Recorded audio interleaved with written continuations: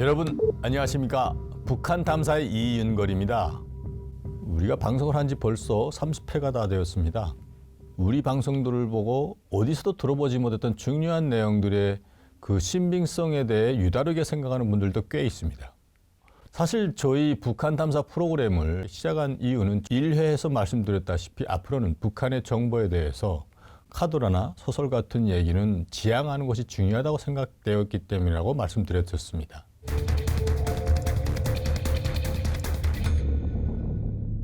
언론방송에 공개된 것은 김정일 유서와 관련된 문서입니다. 2010년 9월 정도까지도 아직 김정은이나 김정철이나 김정남이냐 김정일의 후계자가 확실하게 정립되지 않은 상황이었지만 우리는 김정은이라고 단호하게 말할 수 있을 정도로 정보가 추적되어 있었습니다. 김정일이 죽기 전에 유서를 남겨줬다는 첩보가 2011년 아마도 9월 달경에 아마 입수됐을 거예요.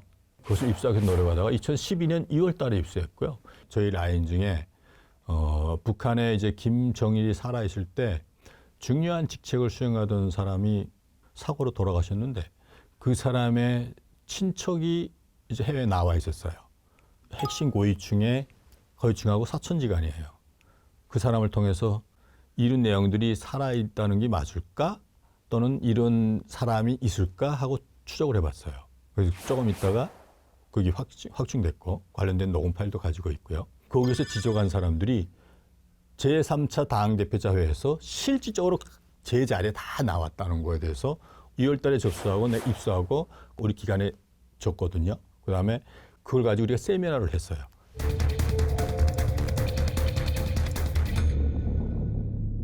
국제사회에서도 지금 말이 많죠. 북한의 해킹 공격이 얼마나 위험한 수준에 도달했는지. 2009년 7월 7일 디도스 공격 아마 잘 기억하실지 모르겠지만 그 디도스 공격에 대해서도 저희는 한 달 반이나 2달 전에 이미 경찰청 사이버 안전팀에 제공했던 적이 있습니다. 그때 당시는 북한이 무슨 컴퓨터도 제대로 없는 나라가 무슨 우리를 해킹한다 이런 말까지 들을 정도로. 그런데 이후에 실질적으로 일어났죠. 그 이후에 3월 4일 농협 해킹. 컴퓨터 학부라는 게 우리과대학 저희가 졸업하기 전에 처음으로 리과대학에서 만들어졌어요. 다른 데서 만들어지지 않고. 제가 북한에 있을 때 정확히 96년, 97년부터 시작했어요. 해킹 관련되는 제1기가 그 핵심 요원들이 사실은 거기에 요원들인데 그 사람들 통해서 어떤 활동한다는 것을 구체적으로 다 확증했어.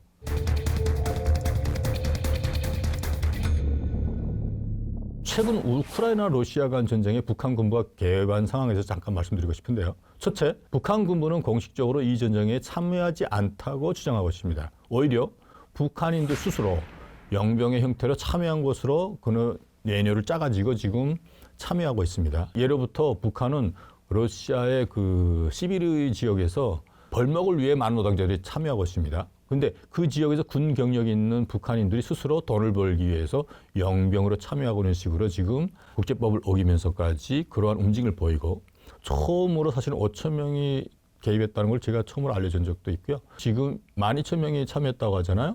제가 알아본 데 하면 2만 명 이상이 이미 참여하고 있고요. 북한 러시아 간에는 모종의 합의가 좀 더 커질 것이라는 견해를 가지고 있습니다.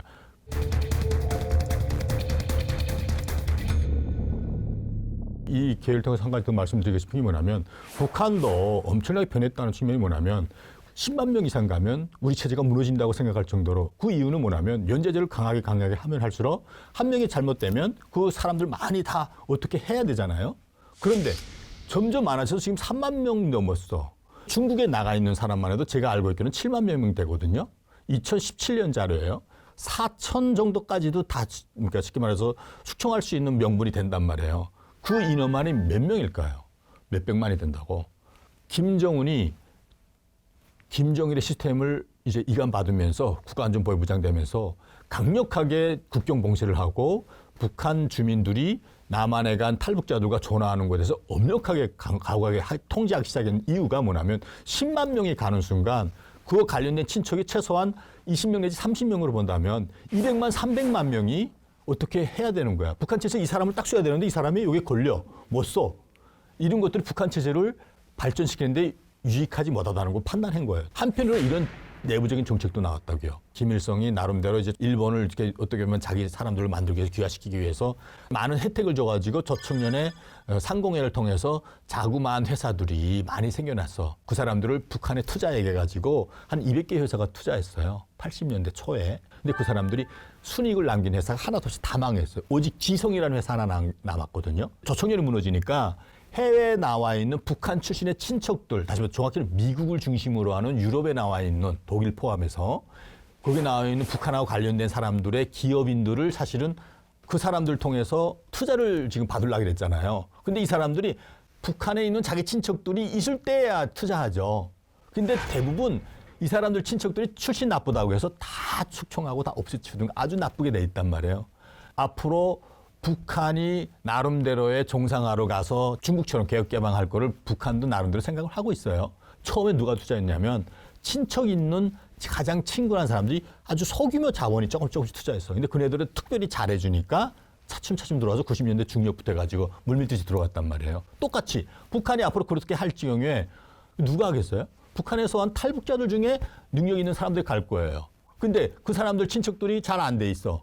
그러한 반면교사로 최근에 김정은이가 김정일 때부터 시작됐어요. 말쯤에 앞으로 북한에 있다가 남한에 갔다던가 해외에 나간 사람들 중에 능력 있는 자식들, 친척들 내는 사람들 특별히 간첩 활동을 하지 않는 이상 다치지 말아라는 내부 지시가 내려왔다고요. 실제로 일반 사람들은 그걸 다 얘기하면 어떻게 돼? 그럼 너도 다 도망치지. 그냥 고위 간부들은 그렇게 하고 있다는 걸 우리는 알고 있단 말이에요.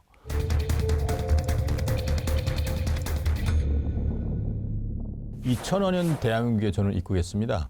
그리고 2006년 2월 달에 국정원을 거쳐서 통일부 하나원을 수료하면서 사회에 배출되었습니다. 평양 출신 탈북민이라는 것을 특별히 강조하고 싶습니다. 원래는 출신 성분이 되게 북한에서는 다 따지는 거 아시죠? 저는 원래 되게 나쁩니다. 북한식으로 말하면. 북한 공산 체제하에서는 원래 숙청 집안인데 어찌어찌하여 다 말씀드리면 좀 깁니다만 참 거의 뭐 역사 드라마 같은데 저희 집안의 그런 역사는 심지어 북한에서 갈 수 없는 최고의 명문 대학인 리과대학을 한국에 말하면 카스트 대학입니다. 그런 걸 졸업했고 학력과 경력을 잠깐 말씀드린다면 저는 주로 생명공학 분야의 사실은 전문가입니다. 냉동생물학 분야에서 제가 처음으로 북한에서 개척한 사람이고 졸업하고는 김일성, 김정일 주변의 신상을 알만한 중요 건강 관련된 부서에 일하게 될 정도로 특혜를 받기도 했습니다. 저의 출신과 가서는 원래 허위사령부 김일성 장군연구소에 갈 수 없습니다.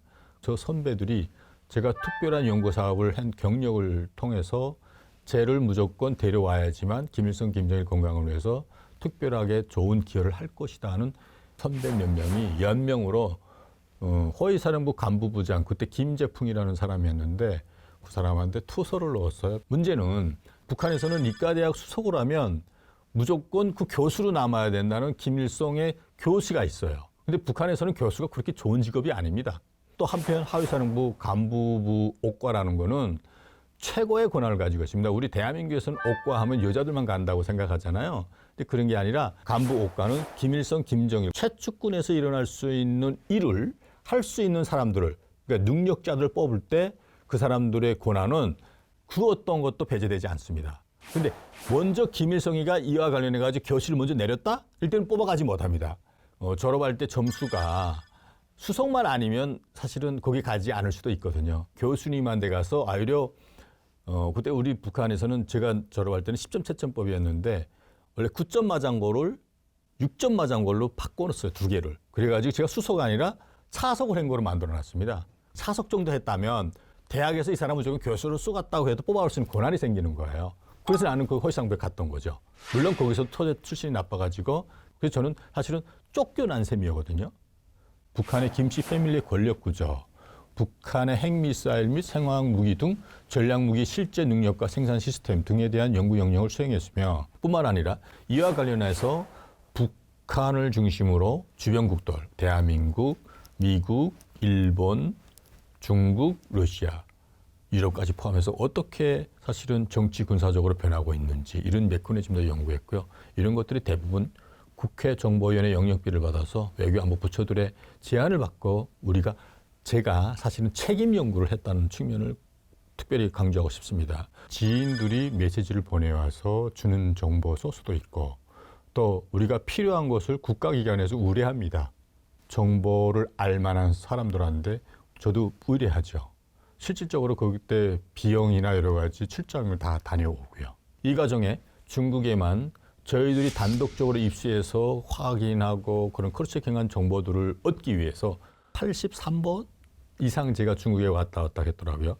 그렇게 직접 위험이 도사린 중국에 직접 다녔고, 가령 실례 들어서 김일성과 김정은의 건강 관련 첩보와 정보, 개성공단 폐쇄 예측, 그다음에 핵미사일 수준에 대한 평가 등에서는 제2급 기밀 보고서로 채택될 정도로 중요한 기여를 했습니다. 실제로 제가 이제 여기 사진 몇 가지 보여드리겠는데, 그 사진들은 북한의 정보 제공자들이 저에게 증거로 남긴 여권의 일부 사본들입니다.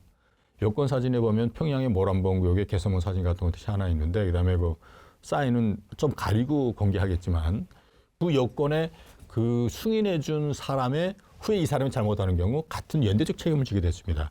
북한의 여권을 가지고 있다는 것 자체가 북한의 고위 간부들에 대해서 정확히 알 수 있는 그들의 자녀들이라 또는 관련된 친지 또는 지인들이라는 측면을 알면 좋겠습니다. 특히 우리가 입수한 첩보들에 대해서 그것을 신뢰하는 거의 문제, 또 다른 문제거든요.